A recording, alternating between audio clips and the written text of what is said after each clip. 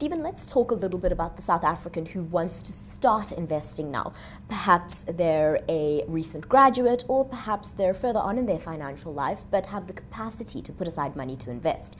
It's certainly daunting to look at all the options before you. And when you hear horror stories almost about mining, for instance, in South Africa, where it doesn't seem to be a very stable place at the moment to put your money into, where do you make the right decision? Or how do you know where to put this money?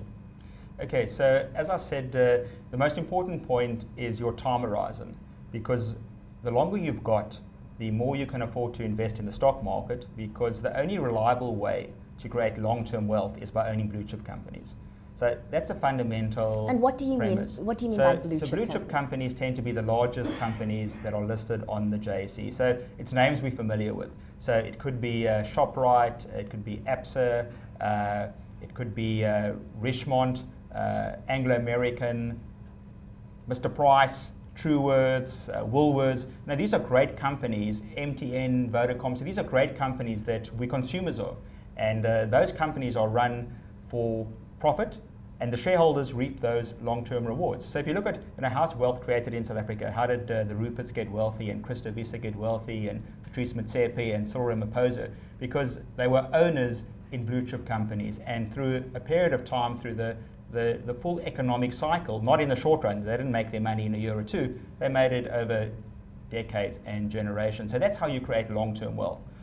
Investing in a bank deposit doesn't create long-term wealth. It might give you short-term peace of mind, because I had 100 Rand and it didn't go down and the stock market went down, and you might feel clever, but only in the short run. Because the return you get on a bank deposit, the interest rate, is very close to the inflation rate. So I'm getting 5% on deposit, inflation is at least 5%. So in real terms, I'm standing still, I'm not growing wealth. So the only way you create wealth reliably is by being an owner of businesses and owning a broad section of businesses, not only in South Africa, but you also want to own offshore businesses. So as a long-term investor, and I remember I said 5 years and longer, you want to own diversification. What diversification means is you don't have all your eggs in one basket. So you don't say, I love the resource sector, or I love the retail sector and I'm going to go there. It's too narrow and it's too risky. So yes, you can do incredibly well, but you can also do incredibly badly. When you diversify and you own a broad section of South Africa Incorporated, then you're spreading your risk. And the great thing about South Africa, although South Africans tend to be quite negative about things, is that at least half of the JSE, the stock market, gives you international exposure. So if I buy Naspers, what am I buying? Well, yes, I'm buying a bit of Fin24 in the local businesses, but what I'm really buying is growth into China. I'm buying Tencent's technology into China. If I buy South African breweries, I'm buying a global brewing company. If I buy Richemont, I'm buying global luxury goods. So we're very fortunate in South Africa is that by buying the JSE, I get at least 50% exposure to offshore. And you mentioned mining companies. Yes, mining has had a very bad period.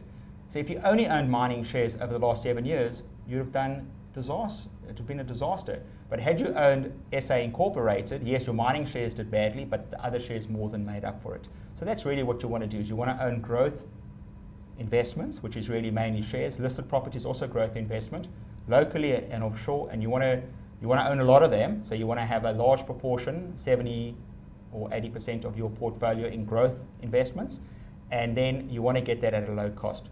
Because also what's critical for investors is don't pay away too much in fees. Because as you said, it's very complex, and who knows what these portfolios mean, and the industry does a great job of marketing, just packaging the same shares in different, 1,000 different wrappers. It's quite ridiculous. There's 1,200 unit trusts, but there's only about 60 companies you can invest in the JSE. So there's all these wrappers and layers and complexity and fees, and that works against you in the long term.